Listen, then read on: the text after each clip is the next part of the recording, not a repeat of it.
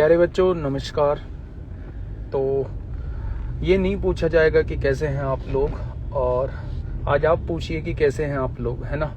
आप लोगों को सारी हालत की आज पता है कि, और पहले मैं थोड़ा सा प्रोसेस बता दूं कि आज क्या हुआ है, और उसके बाद जो है वो आराम से हम लोग बात करेंगे।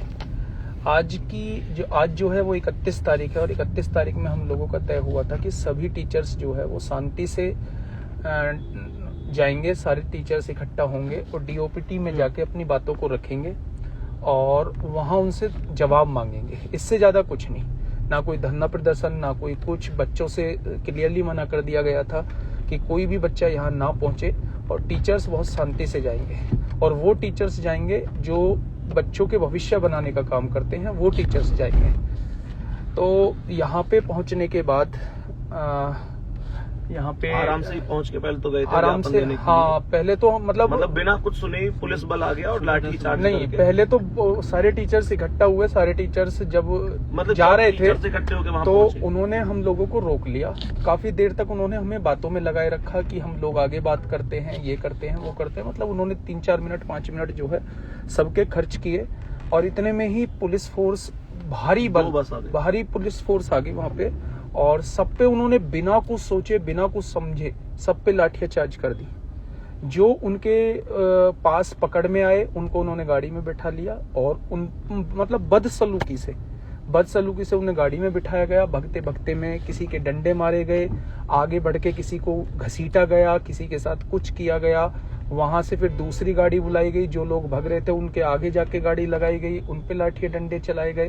तो मतलब आज ये फील हुआ कि यहाँ सुरक्षित कोई भी नहीं है ना। हम लोग ये सोचते थे कि यार बच्चों के साथ, अब देखो अगर हम बात करें तो हम मुद्दा उठाने कौन सा आए थे? हम मुद्दा उठाने आए थे कि जो एडुकेटी कर रही है, एसएससी कर रही है, बच्चों के साथ अन्याय कर रही है, उसके खिलाफ मुद्दा उठाने गए थे। यहाँ तक कि बाउंसर्स ने भी सर बच्चों को वहां पीटा था। हाँ। वही चीज आज हम लोगों को भी देखने को मिल गई कि आज हम लोगों पर भी संजीव सर का उसमें हाथ भी टूटा हुआ है, और बहुत सारी चोटें आई हैं, बहुत सारे टीचर्स को भी आई हैं, और गर्दन पे भी डंडा मतलब लगा है उनपे। और उसके बाद जो है जो टीचर्स इधर उधर हो गए, या जो टीचर्स उनसे बच गए, फिर वो बाकी सभी लोग जो है वो जंतर मंतर पे पहुंचे। और कुछ देर बाद जो है वो अंकित सर और अभिनय सर और प्रशांत सर जो है वो एसएससी डायरेक्टर से मिले। वहां से भी कोई ऐसा आश्वासन, बस मौखिक रूप से वहां आश्वासन दिया गया, जो भी दिया गया। सर वहां से अपनी गलती मानने को तैयार नहीं है, और बिल्कुल वहां से सेटिस्फैक्ट्री मतलब जवाब मिला भी नहीं है। उन्होंने कहा है कि भाई सीजीएल, जब तक सीजीएल होगा तब तक हम 90% जो कमियां हैं उनको दूर कर देंगे। उनको भी लिखित तौर देने के लिए तैयार नहीं है, और वो भी बस इसलिए कि बस कैसे ही बात को टाला जाए, है ना। तो अब आपके मन में बहुत सारी चीजें होंगी कि सर अब तो ये धरना खत्म हो गया, अब तो ये हो गया, वो हो गया। ऐसा कुछ भी नहीं है। जब आपके लिए कदम उठाया गया है तो एक ठोस कदम उठाएंगे, और पीछे हटने वालों में से नहीं है।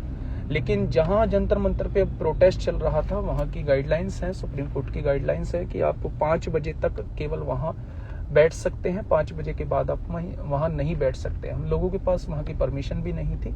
तो जस्ट इस वजह से जो है हम लोग जो है वहां से अभी उठे हैं, और अभी सारे टीचर्स जो है वो मुखर्जी नगर मिलने वाले हैं, है ना। सारे टीचर्स जो है वो मुखर्जी नगर अभी मिलने वाले हैं, और आगे की रणनीति, एक बेहतर रणनीति हम लोग तैयार करने वाले हैं। तो बस आप लोगों से विशेष आग्रह है कि कहीं भी कैसी भी आप लोगों की जरूरत पड़ती है, जो कि अब जरूरत पड़ेगी ही, आप लोगों के बिना कुछ भी संभव नहीं है।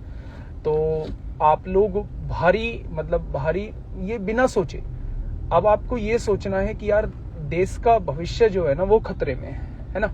तो चाहे आप किसी भी चीज की तैयारी कर रहे हैं, चाहे मुद्दा एसएससी का हो, चाहे मुद्दा टीचिंग का हो, किसी भी चीज का हो, मेरे भाई आपको एकजुट होना होगा। एकजुट होकर मेरे भाई आगे बढ़ना होगा, ठीक है। अगर बदलाव मन में सोचोगे ना तो बदलाव कर जाओगे मेरे भाई।